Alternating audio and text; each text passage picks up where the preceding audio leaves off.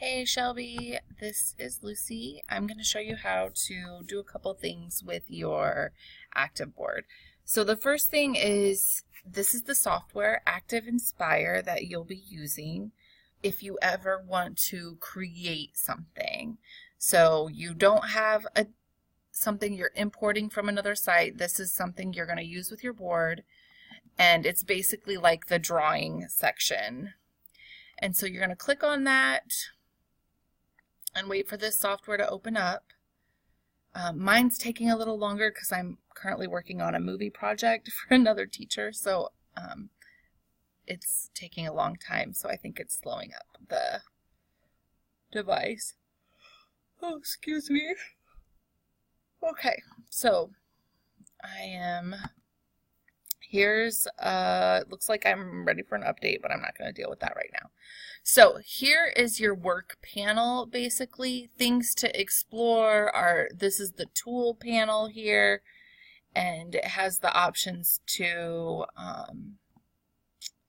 do all kinds of different things. And the only way to get good at this is to just start doing it.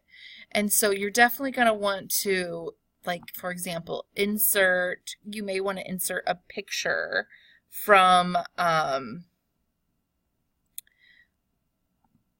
one of your from your computer that has pictures of the kids. So this is how you would go ahead and do that. And so then you're going to have perhaps your set of student pictures, and they might even be able to do something where each student is on a page so that they navigate back and forth. And you could even have their name and create their first name that they could trace on the board, which actually might be nice. So if you had like their picture right here and then had their name typed out, you could insert like a text box right here. Let's say the child's name is Sammy. You can make it larger by increasing the font up here. Let's say we want it pretty big, and remember, we want it at the bottom of their of that screen. Oh, and I've somehow created two of them. Delete. Serenity. So you can see how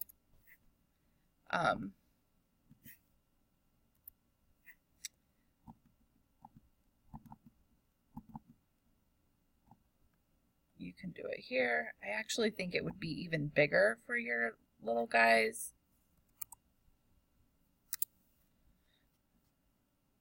And it is a text box, so this is how you're going to adjust the size. So then you could put a picture of the student here.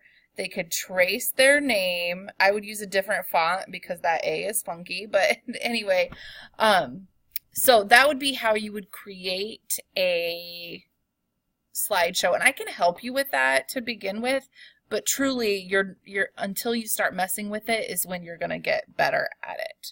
So this is if you want to create something.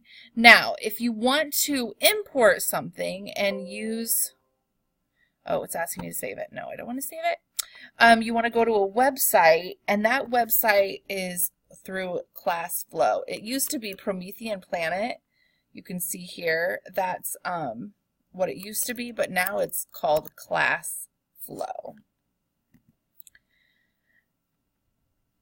Now here is, again, my computer, I think, because this project it's like a 30-minute video that it's rendering.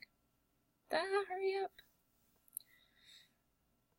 And so this is where I found those lessons before. You're going to want to log in as a teacher.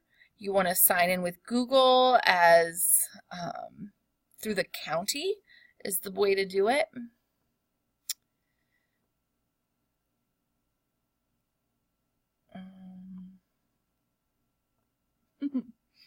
Sorry, everything's going to take so much longer.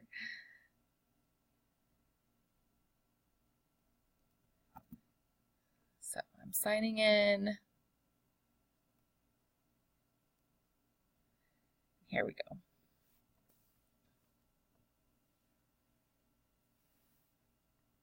Like I said, my computer, I can even show you, is downloading this beast of a video. Anyway, crazy mess. Okay, so and I'm still learning ClassFlow. This is new to me.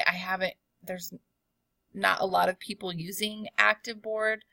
At Baker Butler, they happen to have a bunch of Mimeos, so they're not really using that ActiveBoard piece. But anyway, so there's the marketplace. That's where marketplace is where you go shopping. Think of it that way. Resources is where you have things stored. And then it looks weird because under resources, it looks like nothing is here, but you actually have to click on this folder. And then it goes right there as to where all the ones like I've checked and considered for you guys that you might be interested in. You can see there was only one that was Dr. Seuss, but I felt like it was too tricky. But so these are all the ones that I've kind of looked at. And so let's say we wanted to do the letter G preschool theme. So you would highlight it.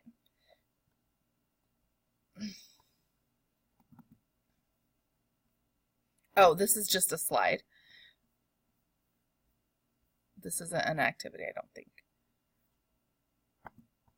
It says flip chart.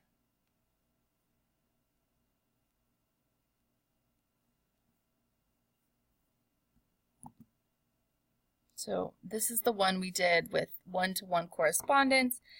And if we want to use it with our class, we click Deliver and then Open Class.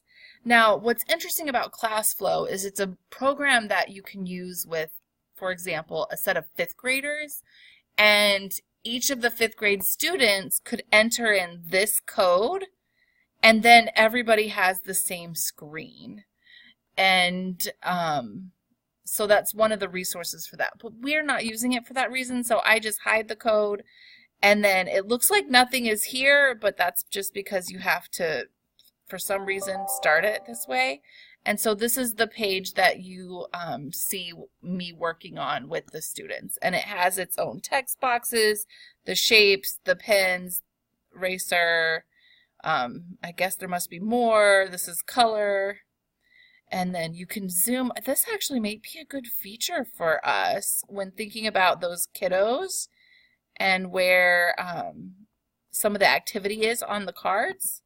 So, for example, one of the activities we did was counting fish. I didn't even notice that you could zoom in. But then, you know, if you did that, what would that look like for the students? So it might be easier for them to count, for example. Okay, so that's how you would start an activity that you've already added to your resources. So these have already been added to my resources. So let's say I'm in the market for something new. I'm going to click on Marketplace. And this is where I can do a search. And you can refine your search by subject area. You can, and I recommend, I've done pre-K and K for you when I've done my searches because it helps. There's not a ton for pre-K, but some of the activities for kindergarten are absolutely relevant to preschool. So I found myself clicking both those boxes. Again, I think my computer is having a hard time with life right now. Come on. There it goes. I don't know why 3rd and 4th is checked. So these are the pre-K activities on ClassFlow. And you can see, let's say, sorry, I should use my mouse. It would probably be way easier. Okay. And then you can see there's pages and pages of things. There's things that you can pay for, but I would not recommend paying for anything. I would just find free stuff. And if you don't like something all the way, you can, of course, edit it or then create your own based on something you saw. So this is a foundation stage literacy activity. You can preview it once you've looked at it and you see, okay, there's 10 slides. You're going to match letters with sounds, and then this activity has like vocabulary that you're going to use when talking about it. Whoa, that is way too many words.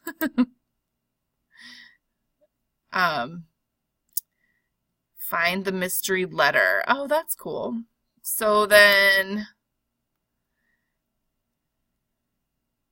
Sort the pictures to match the words with the same beginning, middle, and ending sounds. So if this is, oh, it's not going to let me do each thing, but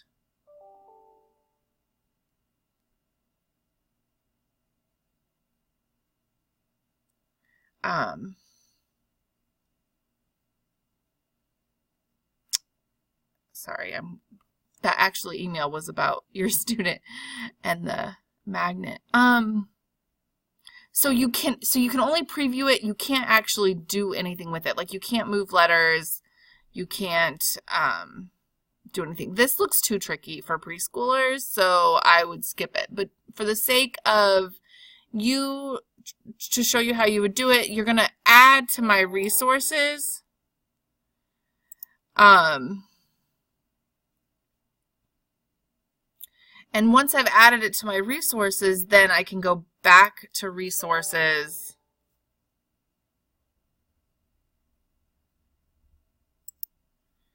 And remember, it looks like nothing's here, but you click Marketplace,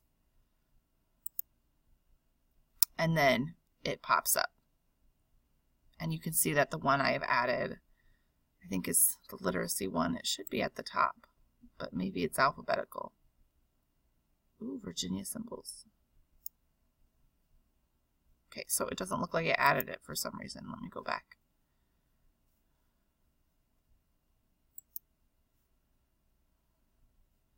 Let's see.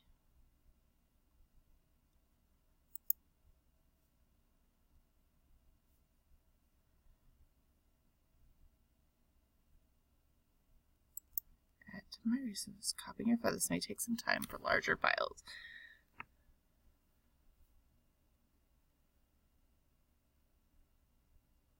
Oh, I bet that's what happened. I bet it was added, but I didn't realize it was still going. Anyway, I hope that helps you kind of get started. You and your team have some fun things ahead. I'm happy to continue helping, but that's basically ClassFlow and then Active Inspire for creating your own things.